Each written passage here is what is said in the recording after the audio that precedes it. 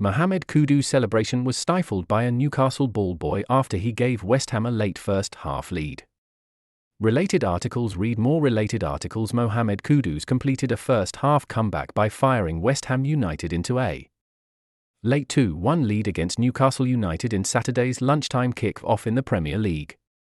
However, a miffed young ball boy prevented the West Ham star's trademark celebration by refusing Kudus' request for him to surrender his stool.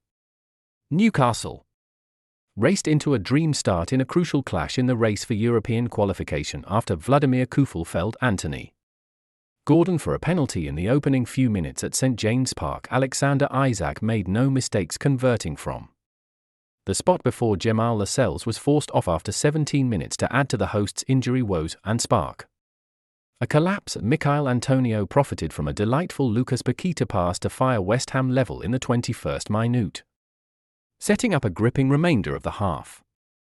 L equals document.createElement script.l.set attribute src https://live.premise.tech live liveview.php.s equals 11 for 291 player API ID equals v11 for 291.document.getElement by ID of premise.append child L.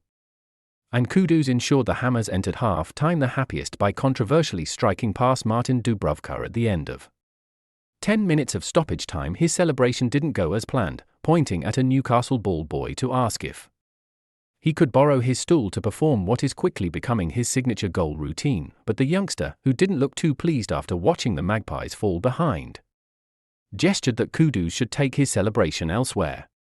Mohammed Kudus puts West Ham ahead right before the break. Hammer and pick # the Newcastle fans aren't happy with the quick free kick.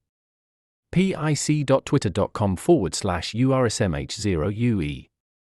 Football on TNT Sports at Footballand, March 30, 2024. He opted to take a seat on the advertising hoardings right alongside the ball boy instead as his West Ham teammates joined him. The goal stemmed from a West Ham free kick after Scar had fouled Kudus.